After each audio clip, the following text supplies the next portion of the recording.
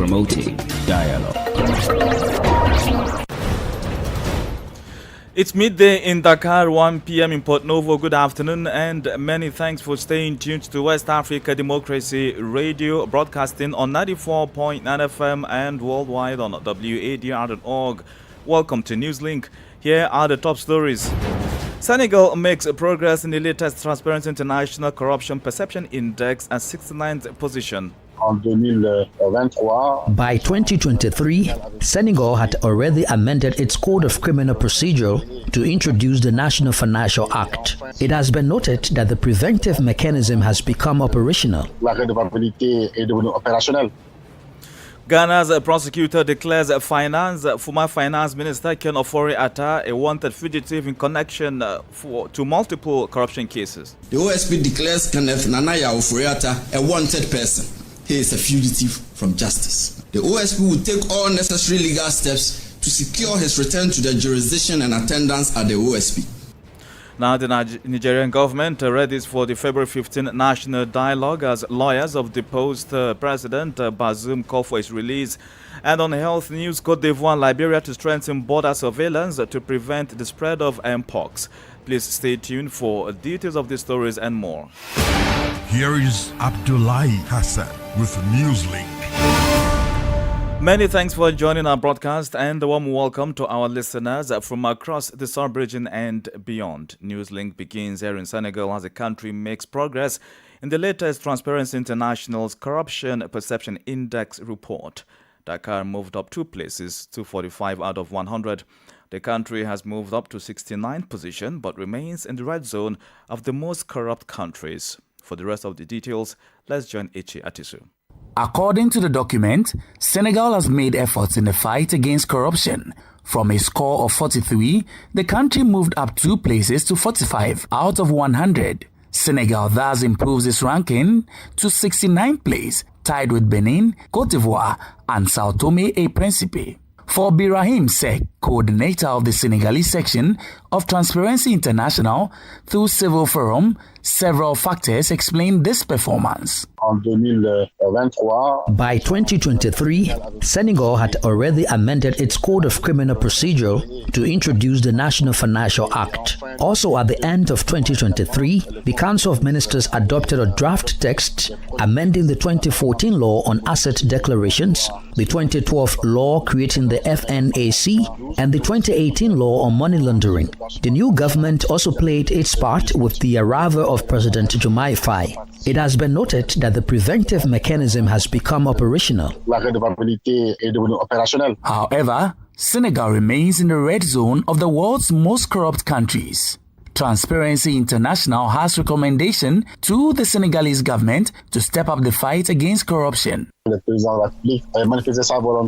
President of the Republic had expressed his desire to pass a law on the issuing of alerts and on access to information. He had also promised to review the law creating OFNAC to strengthen it. So, with the publication of the Corruption Index, the civil society community has strongly encouraged the President of the Republic to give substance to these various texts which will necessarily strengthen governance but also prevent corruption.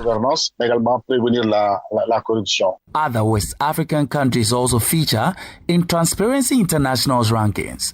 Guinea improved slightly with a score of 28 out of 100, but is still ranked 133rd in the world, well behind Senegal. Nigeria moved up from 145th place to 140th out of the 180 countries evaluated.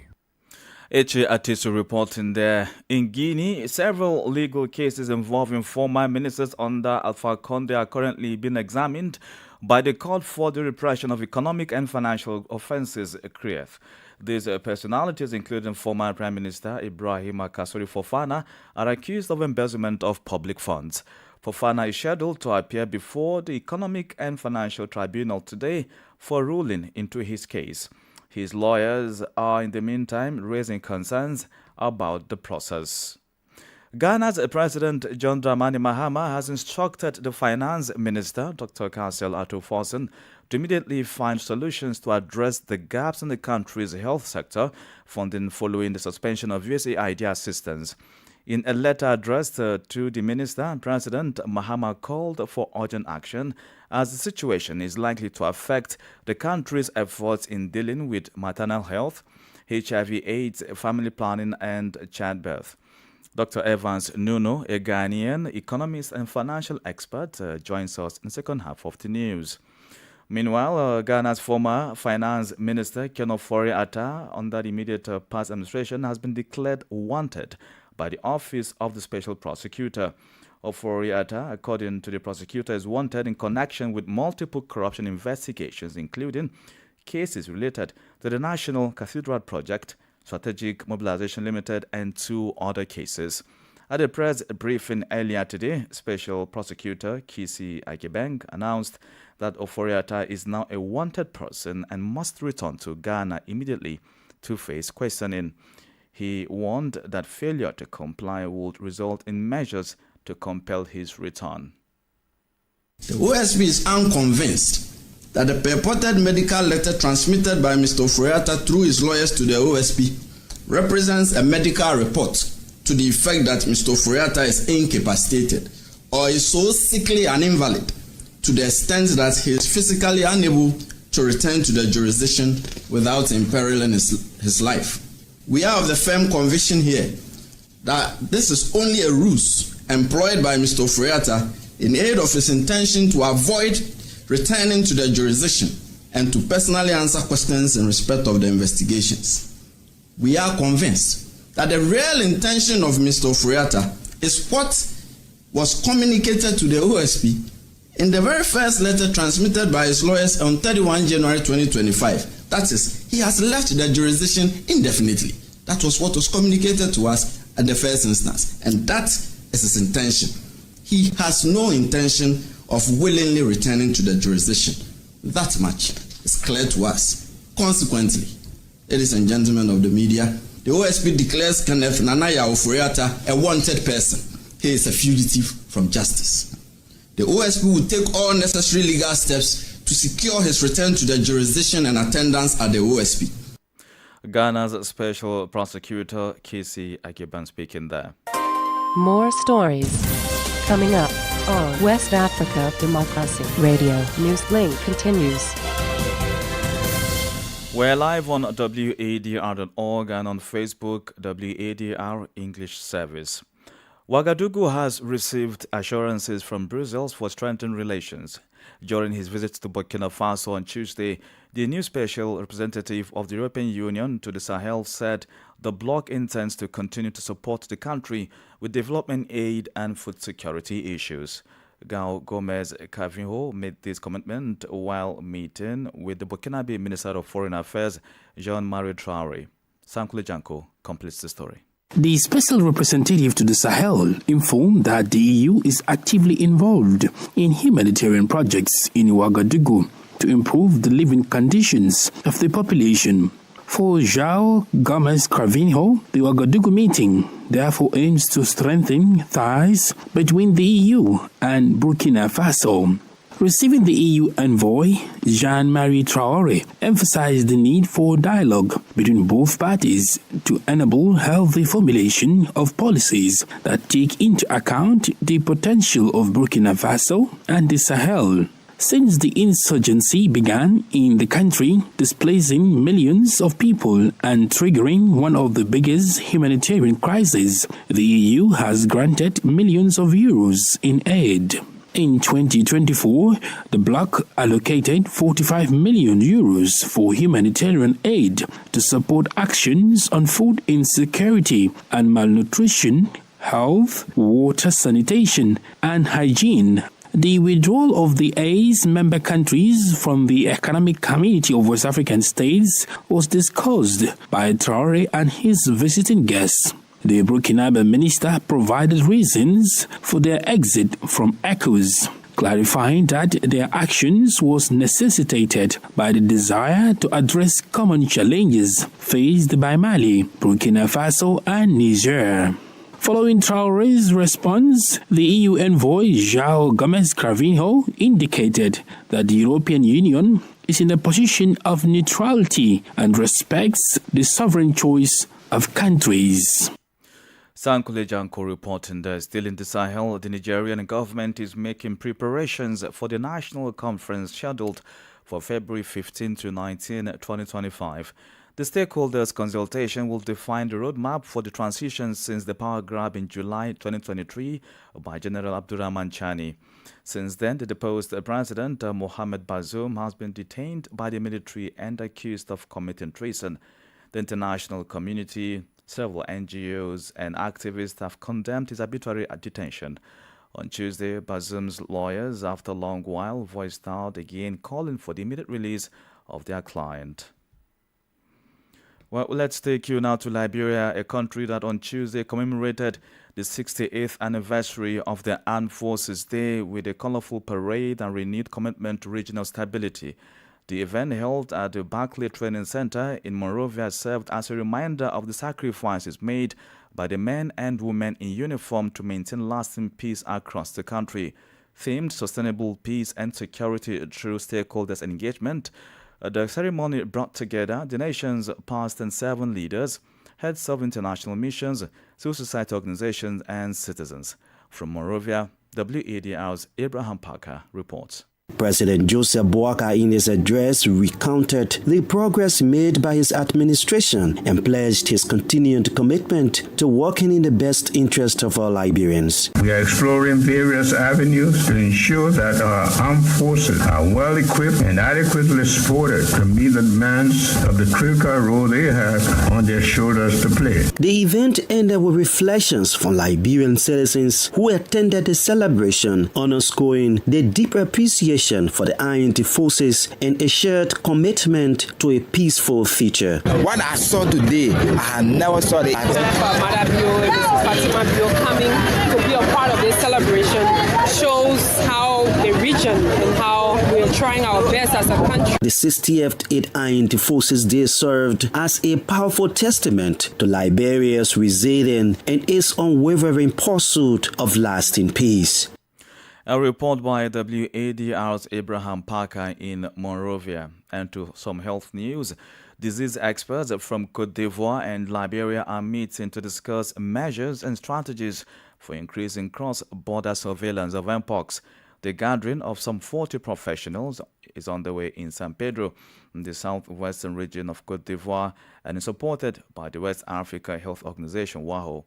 These officials from Abidjan and Monrovia intend to share their experiences in Mpox management and draw up a detailed joint action plan for more effective control. Augustine Coley has the rest of the details in this report by WADR's Albenade. The meeting aims to strengthen coordination and collaboration between Côte d'Ivoire and Liberia for effective surveillance against Mpox. Prevention and rapid response to epidemics likely to threaten public health in the sub-region are also at the heart of the discussions. To end this, over 3 days, public health experts from Abidjan and Monrovia will analyze the epidemiological situation of key diseases and also discuss the evolution of epidemics and their impact on the health of populations. The conclave will also be marked by the sharing of experience in the management of monkeypox. At the end of the meeting, a detailed joint action plan will be drawn up to define surveillance strategies, response times,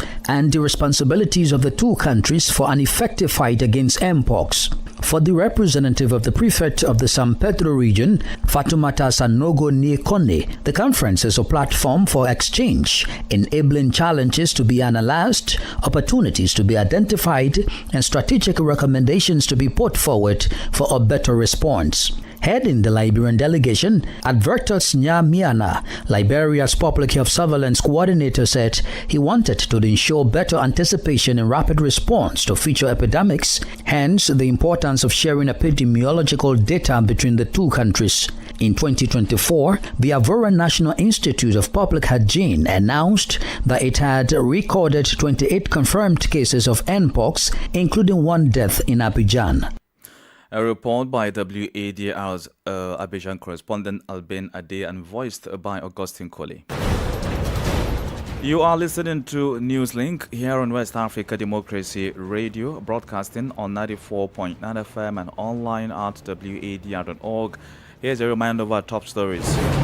Senegal makes progress in the latest Transparency International Corruption Perception Index at 69th position. Ghana's prosecutor declares former Finance Minister Ken Ofori-Atta a wanted fugitive in connection to multiple corruption cases.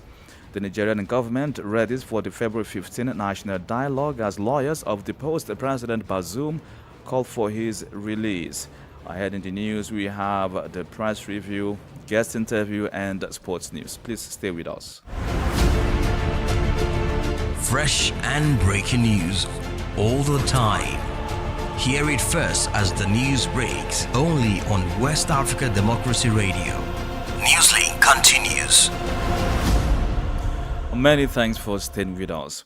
Now, as part of holistic efforts to harness the potential of African youth, a 3-day summit of actors of change is currently underway in the Senegalese capital, Dakar. The summit, spearheaded by Ashoka Young Changemakers, is being held under the theme Co-creating Innovative, Systemic and Sustainable Solutions to Address Education, Training and Employability Challenges in West Africa. The continental event aims to explore innovative approaches to transform Africa's education and training sectors to prepare young people for the job market. Imoradet tells us more.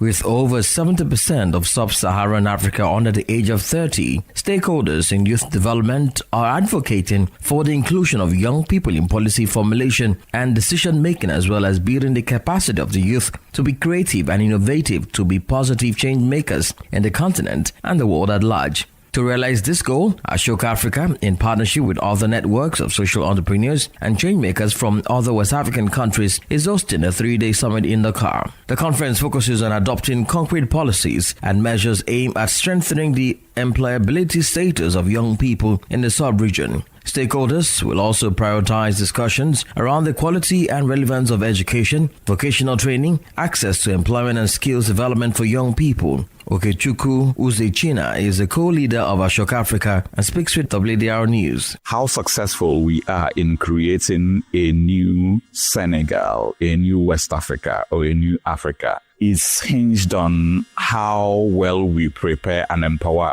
our children and young people, not only to become better, but to thrive in the new world, to be able to innovate solutions. For his part, the president of Consortium Jeunesse Senegal, Chobel Aziz Ngom, stressed that his outfit, in alignment with Senegal 2050 transformative agenda, is poised to equip over 1 million Senegalese youth with employment and entrepreneurial skills by year 2030. So what we do is that we facilitate access for young people to different kind of services, including for young entrepreneurs, incubation support services. Also, we offer funding. The 3-day event, which ends on February 13, is themed Co-creating Innovative, Systematic and Sustainable Solutions to Address Education, Training and Employability Challenges in West Africa. Imoradet reporting there. This is the newspaper review. Stay abreast and find out what the top stories are in your country. This is the newspaper review. The newspaper review. Today's press review takes us to Banjul, the Gambia, where WADR's Sankle Janko is standing by with headlines and trending stories from the dailies. Hello there and welcome to this edition of the press review coming to you from Banjul, the Gambia. And today we intend to begin with the Standard newspaper, shall we? And the lead story on the Standard newspaper reads, Alleged husband killer arraigned. That is the lead story on the Standard newspaper today, Wednesday. GRA, that is Gambia Revenue Authority, ex-staff faces over $5 million fraud charges. Minister Silla tells youths to work more, stop criticizing government. UN raises concerns over school dropout rates of girls in Gambia. This other one reads, 25 female Gambian migrant workers to leave for Saudi Arabia next week. And the final story on the Standard newspaper reads, Transparency International lists Gambia 96th least corrupt country out of 180. Let's move on to the Point newspaper for today. And the lead story on the Point newspaper reads, Doctor urges special emergency reception for pregnant women. Well, that's the lead story today on the Point newspaper. Bankers Association applauds Trust Bank, Zenith CEO and CBG governor. AU appoints ex-Gambian minister as ECD chair. This other one reads, Bar calls for Gambia's urgent special tribunal. GID presents assessment report to address statelessness at Ghana town. Government conducts pre-departure orientation for Saudi Arabia domestic workers. And this other one reads, 3 heads of state to grace Gambia's Diamond Jubilee celebration. Now, let's take a look at the final newspaper for this edition of the Press Review, and that is the Fourier newspaper. And the lead story on the Fourier newspaper reads, hundreds at risk of statelessness in Gambia, report says. That's the lead story on the Fourier newspaper today. This other one reads, buying of groundnuts in Mahmoud Fana conducted by uncertified persons. MRC Gambia staff resumes strike over alleged salary reductions. Kuntal CEO admits bypassing procurement rules in motorbike purchase. University leaders gather to define common strategic priorities. And the final story for today, of course, which is on the Fourier newspaper, reads, Chief Justice calls for consideration of judiciary's constitutional recommendations. I'm afraid these are the major stories making headlines on Gambian dailies, and it is back to you in the studio. Sankule Janko there with the Press Review. Politics, analysis on major news, social matters, and all. This is A Guest.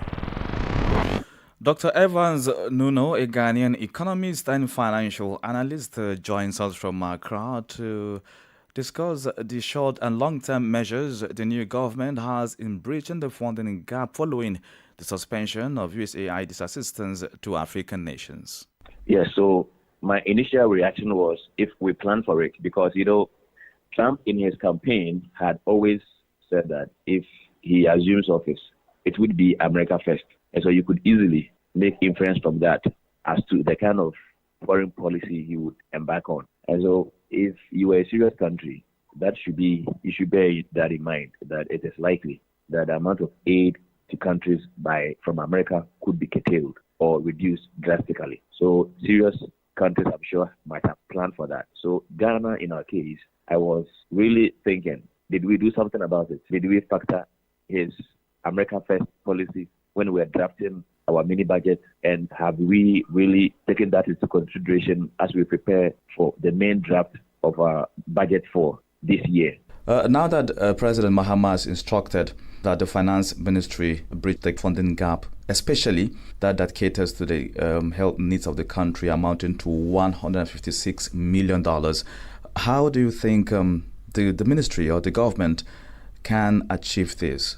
We now would have to consider the expenditure side and the revenue side. So with the expenditure side, if you look at the initial steps of the government now, everything shows that they are trying to cut down on expenditure, and that is nice, because if you look at the size of the government as they preached when they were canvassing for votes, and their behavior now in government suggests that they really want to cut down on expenditure. Now, that is good. If they should continue that, we will be able to reduce drastically the expenditure side of our budget, and that would mean that we have enough resources to do other things. That notwithstanding, we also have to look at good ways of broadening the tax base, because now that we are not getting some of these grants, we have to seriously look at how to cast the net wider in terms of revenue collection and how best we can formalize the informal sector of the economy so that those that are not paying taxes could be made to pay. Once we have the correct data, we are able to trace most of our transactions, and by way of formalizing the informal sector. Then another area we could look at is some of these freebies, the free SHS we are running, the school feeding program, free tuition fee for first-year students in the university, these free things. We have to have a second look at it. Is it possible for us to have a review of something like the free SHS, the school feeding program? If there are leakages through which monies have been getting into private pockets, can we block those things? And is it possible to make it more targeting could we target really the poor and cause the rich to pay? These are some of the things we could look at, because obviously we have expressed reservations about some of the programs we've been running and how free they should be. So how does this go in affecting his general policy statement, the promises he made during the campaigns? Yeah, so obviously, if he is able to go by his promises, the kind of things he promised to do, then he would have to look at some of these free things, because the thing is, he promised to continue most of them, but he never promised that he wouldn't have a review of them. So having a review doesn't mean that you are stopping it. About the impact on the policies the government promised to embark on, obviously, it will have great impact. If the government is supposed to target price stabilization, work on the exchange rate, and still undertake developmental projects, if we don't work on the revenue side of our budget, we will run into crisis, given the fact that we are still at IMF and we are having to face some conditionalities. Dr. Evans Nuno is a Ghanaian economist and financial analyst. In the world of sport, it's good news for 22-year-old Liberian footballer Bilal Kouyaté, who has taken the next big step in his career after signing a 6-month loan deal with NK Brnj Grispilj, a club in the second tier of Slovenian football. The call from the NK was a validation of his hard work, a sign that his dedication was paying off. This move is a major step for Kouyaté, both professionally and personally. It offers him the opportunity to showcase his abilities on a bigger stage, a stepping stone toward his ultimate goal of playing top-flight football. He knows Slovenia will be a new challenge, a different language, culture and style of play, but he embraces the unknown, says his manager. And with that, we've come to the end of this edition of Newslink here on West Africa Democracy Radio, broadcasting from Dakar, Senegal. Thank you for listening, and many thanks to Mustafa Sek and Umu Daniogo for the technical support. Do interact with us via social media platforms, X, Instagram at WADR English, and on Facebook, WADR English Service. Coming up at the bottom of the hour is our flagship gender program 50-50 with Nadiri Tete, to be followed at the top of the hour of 1 p.m. with the second edition of our comprehensive news packet in French, Info Chez Vous, with Mustafa Jakite. I'm Abdullahi Hassan. Good afternoon. And many thanks to you for listening to Newslink via Hot 104.3 FM.